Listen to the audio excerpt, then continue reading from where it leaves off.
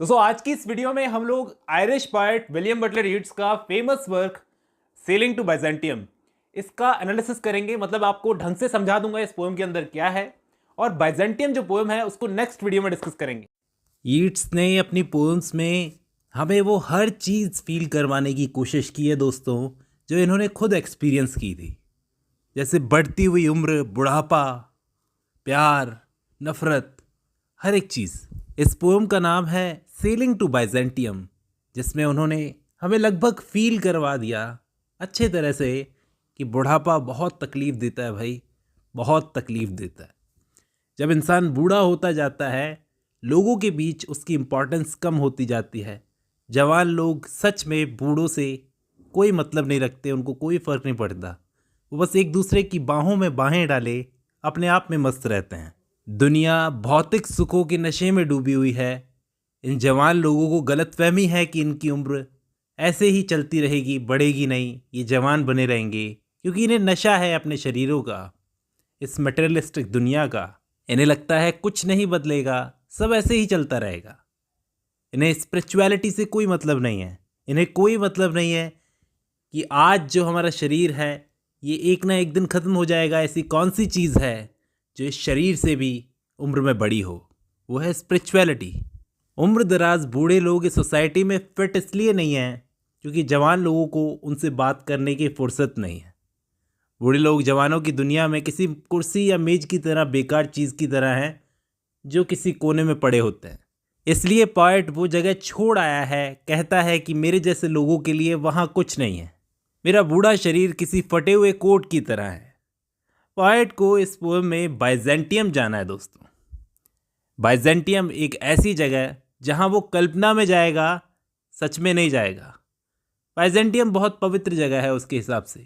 ध्यान रखना, एक्चुअली इस पोएम में जिस बाइजेंटियम की बात की जा रही है, पहली चीज़ तो ये कि पोएट अपने शरीर से वहाँ पर नहीं जाएगा, आत्मा से वो यात्रा करेगा, मन से करेगा, शरीर को पीछे छोड़ते हुए, क्योंकि शरीर की तो अब कोई कदर ही नहीं है। आत्मा तो कम से कम एक ऐसी चीज़ है जो कभी बदलेगी नहीं। वैसे असल में बाइजेंटियम नाम की दुनिया के नक्शे में आज की डेट में तो कोई जगह मौजूद नहीं है। आज उस जगह को इस्तांबुल के नाम से जाना जाता है, जहाँ पर कभी बाइजेंटियम हुआ करता था। तो दूसरे शब्दों में हम ये कह सकते हैं कि पोएट की ये जर्नी उतनी ही सच्ची है जितनी सच्ची जगह है बाइजेंटियम। बोलता है कि मैं अपने इस बूढ़े शरीर से इतना परेशान हूँ कि मोज़ाइक की तरह इसे पीछे छोड़कर उनमें शामिल हो जाऊँ। मोज़ाइक क्या है मैं आपको बताता हूँ। आपको इस पोएम को पढ़ते वक्त मोज़ाइक या मोज़ैक के बारे में पता होना चाहिए दोस्तों, जो 6 से 15 सेंचुरी तक बाइजेंटियन एम्पायर में एक आर्ट था जो फ्लरिश किया था। रेनेसां के पीरियड में ये आर्ट फैशन से बाहर हो गया था। आप इस पेंटिंग को देखिए।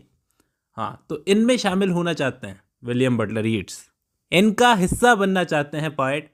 कहते हैं कि जैसे ये मोज़ैक इस मटेरियलिस्टिक दुनिया को छोड़कर वहाँ पहुँच गए, मैं भी इन्हीं में शामिल होना चाहता हूँ, और इस पोम को, इस कविता को दुनिया के लिए छोड़कर जाना चाहता हूँ, ताकि आने वाली जनरेशन्स जब इस उम्र में आएगी जिस उम्र में मैं आज हूँ, तो शायद उस वक्त ऐसा ही फील करेगी जैसा मैं फील कर रहा हूँ, और ये पोएम उस वक्त इन्हें सिखाएगी।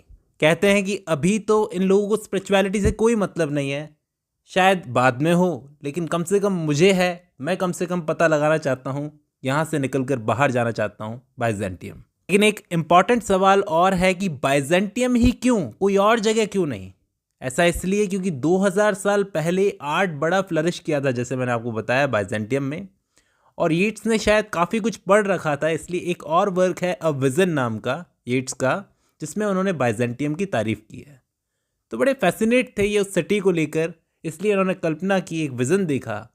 बोलते हैं कि अब जब मैं बूढ़ा हो गया हूँ तो इन लोगों के बीच में इनके सेंशुअस म्यूज़िक तो नहीं गा सकता, लेकिन कम से कम अपने स्पिरिचुअल म्यूज़िक गा सकता हूँ बाइजेंटियम जाकर। इसलिए वो बाइजेंटियम जाना चाहते हैं। अब इसी का एक और सीक्वल इन्होंने लिखा था बाइजेंटियम नाम का, जिसको लाइन बाय लाइन हम लोग डिस्कस करेंगे। फिलहाल आपको इस पोएम का एनालिसिस पसंद आया होगा। चलिए आज की इस वीडियो में बस इतना ही। अब जब आपने ये वीडियो खत्म कर लिया तो मैं उम्मीद करता हूं आपको सेलिंग टू बाइजेंटियम का पूरा आइडिया समझ में आया होगा। चलिए आज की इस वीडियो में बस इतना ही, मिलता हूं नेक्स्ट वीडियो में।